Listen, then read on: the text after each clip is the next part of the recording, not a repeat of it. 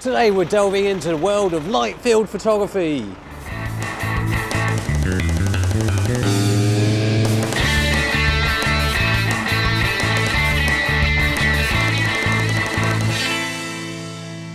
Yes, a couple of years ago we reviewed a self-pleasuring toy-looking light field camera, and even when fully charged failed to bring us to a photographic climax.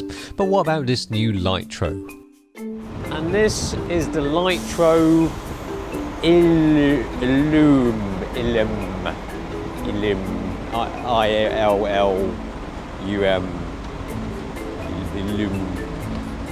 Illum. Sounds like something from Lord of the Rings or something. You shall not pass. No. Well, what is this Illum all about?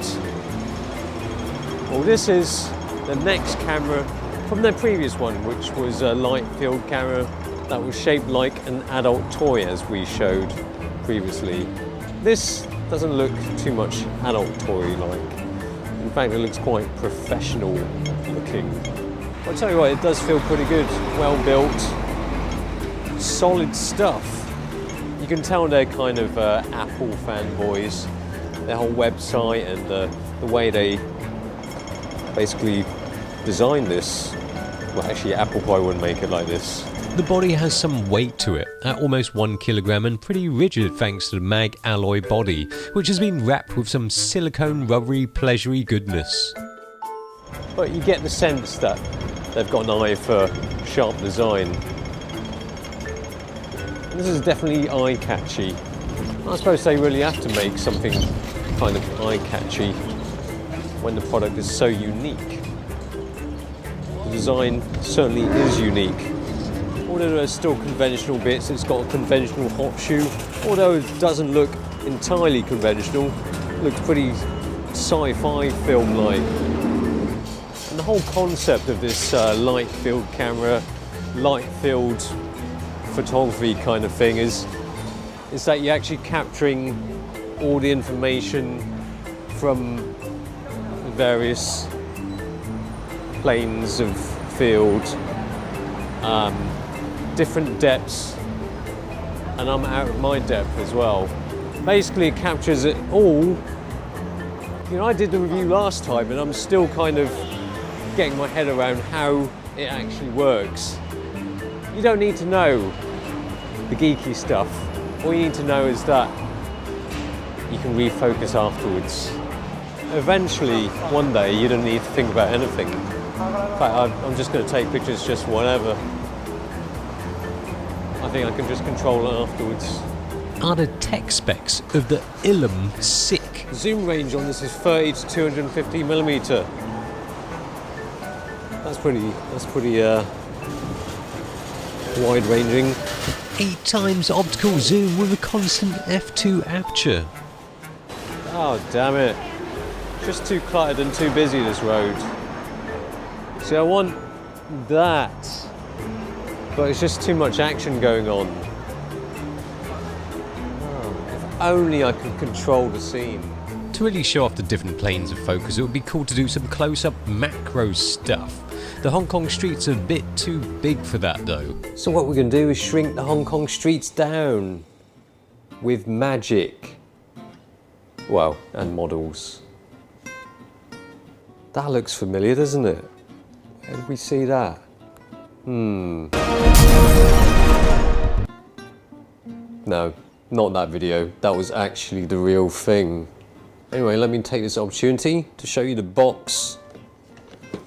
Ooh, it's very Apple-like. Look at that, nice presentation. And the camera itself. Ooh, because there's not many buttons and its touchscreen is actually quite easy to use. That's not bad actually, that touchscreen. That's slick. As a conventional camera, it feels pretty good. It focuses quick, probably because it doesn't actually need to properly focus, because it's just capturing everything anyway. And in terms of specs, it's got 40 megarays of I don't know what. I don't know what to do with that information. It's not like we can compare it to a megapixel camera. It's got 40 mega rays. Sounds like a sci-fi film. 40 mega rays. Yeah, doesn't mean anything to me either. Might as well call it 40 mega awesomeness things. What I do know is that sensor's actually quite small. It has a 3.19 crop factor. They're both taking a wee on the Lamborghini's cut. The Lamborghini. You know, they're like, yeah, rich bastard, let me piss on his wheels. The trouble with the last Lytro was that everything was in focus because you didn't really get shallow depth of field, so the actual effect of refocusing wasn't that obvious. But with this you get shallow depth of field, and therefore you can play with that effect a bit more. The effect wasn't that obvious on a lot of photos with their first product because most things were in focus anyway. The effect is more clear cut here. Oh, look at that. Look, it's your favourite, Lufthansa. Yeah, that's the only German word I know. Yeah. Look at that. It's got an AF button. And that little orange and blue bar is going up and down like crazy. Focus time is the quickest in the world. I mean, it's in focus even when it's not in focus yet. You can turn the most awfully out of focus shot into in focus.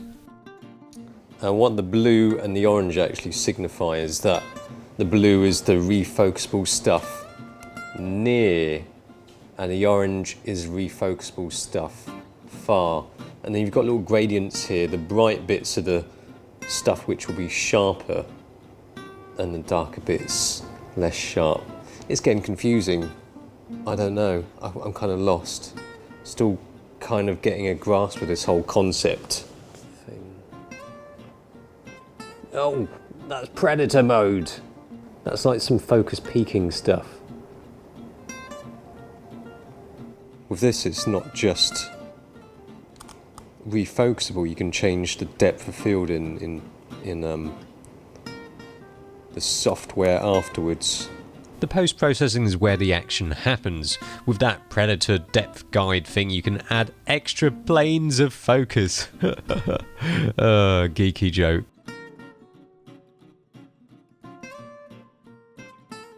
Then you can change the aperture, which is kind of similar to changing the focus spread, but with an aperture number. We're creating tilt-shift miniatures with real miniatures. Without the tilt shift, so it's just miniatures. Oh, it's got ISO priority. The ISO priority actually replaces aperture priority. It's apparently a f2 fixed throughout the zoom range, so that's probably why you only have ISO priority. The thing is with a lot of cameras, if you're going to do miniatures and you're going to get up this close, even the smallest of sensors will give you shallow depth of field. But can I do this so that you get loads of depth of field and make it look kind of realistic? One possible useful application for adding more depth to the images for people who like to do focus stacking for macro. The only problem with the Lytro is that it just isn't sharp enough for great macro shot. One thing that was hugely disappointing on the original light field camera was the soft images. Well, it's improved on the Illum, but things are still pretty mushy. And there's an animate feature which kind of works alright on some things, sort of cool on other things. Pretty cool, huh? Well, perhaps, but perhaps the novelty wears off quick. It did for me. I really do want to like the Lytro. They have an eye for interesting design and humongous balls for trying something different, but it's still not quite there for me. Photography today is a lot about the community, social media, connecting with others. For this to work for Lytro, the need is not only for people to buy their cameras, but to buy into their whole community, the concept. I don't doubt that they can make a cool product, and respect them for daring to be different, but this is not a cheap product, and it's not an affordable way into their community and concept. It's making a niche product even more of a niche. And, in my opinion, the product that they really need to sell first is the concept, and make it affordable and accessible to all, before they can start selling slightly pricier products like the Illum.